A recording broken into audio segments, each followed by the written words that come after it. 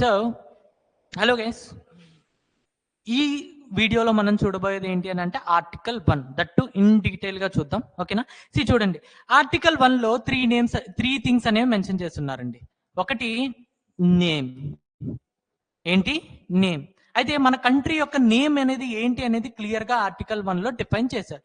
So మన country యొక్క name ఏంటి అని అంటే India, that is Bharat. India, that is Bharat, which means మీరు మన దేశాన్ని ఇండియా అనైనా పిలండి లేదా భారత్ అనైనా పిలండి. ఈ రెండిట్లో ఏ నేమ్నైనా పిలుచుకోవచ్చు అని చెప్పి కాన్స్టిట్యూషన్ లో మెన్షన్ చేస్తుందండి. ఓకే, అండ్ సెకండ్ వన్ వచ్చేసి మన కంట్రీ యొక్క నేచర్ ఇచ్చారనమాట.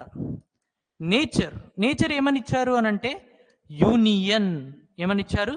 యూనియన్. రెండు ఉంటాయండి, ఒకటి యూనియన్, సెకండ్ వన్ వచ్చేసి ఫెడరల్. యూనియన్ అంటే ఏంటి అని అంటే సెంటర్ ఉంటుంది. సెంటర్ అనేది దాని పవర్స్ ని స్టేట్స్ కి ఇస్తుంది.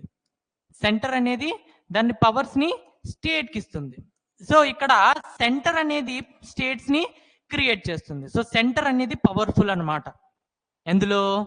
యూనియన్ లో. అదే ఇంకో రకమైనది ఉంటుంది, అది ఫెడరల్ అంటాం. ఫెడరల్ లో ఏంటి అని అంటే స్టేట్స్ దగ్గర పవర్ ఉంటుందండి. స్టేట్స్ దగ్గర పవర్ ఉంటుంది. అన్ని స్టేట్స్ కలిసి సెంటర్ ని ఫామ్ చేస్తాయి. కొంచెం కొంచెం పవర్స్ ఇచ్చేసి సెంట్రల్ ని ఫామ్ చేస్తాయి. సో ఇక్కడ చూస్తే మీకు స్టేట్స్ అనేవి పవర్ఫుల్, ఇక్కడ మీకు సెంటర్ పవర్ఫుల్, అదే ఇక్కడ స్టేట్స్ అనేవి పవర్ఫుల్ అన్నమాట. అయితే మన దేశాన్ని ఎలా డిఫైన్ చేశారు అని అంటే union.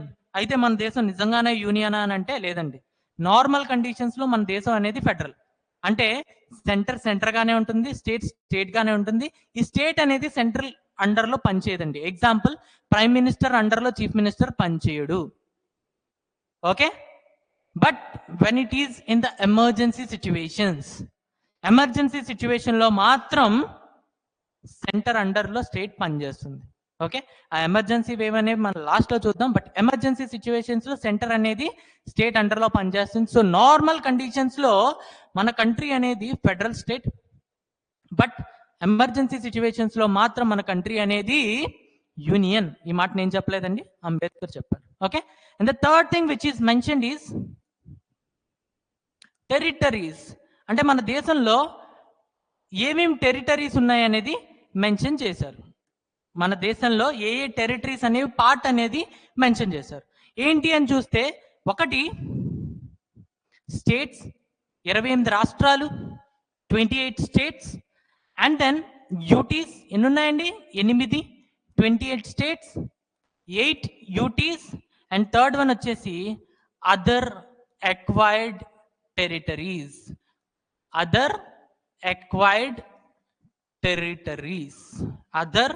Acquired territories. Okay, so దీని అర్థం ఏంటి అని అంటే మన దేశంలో ఏ టెరిటరీస్ పార్ట్ అయి ఉన్నాయి అంటే 28 రాష్ట్రాలు, 8 యూటీస్. అండ్ ఫ్యూచర్ లో మనం ఒకవేళ ఏమైనా ఎక్వైర్ చేసుకున్నాం అనుకోండి, ఎగ్జాంపుల్ పాకిస్తాన్ ఆక్యుపైడ్ కాశ్మీర్, అది కూడా మనకి ఫ్యూచర్ లో మన ఇండియా యొక్క పార్టే అని చెప్పి ఇక్కడ మెన్షన్ చేశారంటే ఇండైరెక్ట్ గా కాన్స్టిట్యూయెంట్ అసెంబ్లీ వాళ్ళు ఏం చెప్తున్నారు? ఆక్యుపై చేసుకోండి, ఆక్రమించుకోండి అని చెప్తున్నారు. ఓకేనా? So this is all about article 1.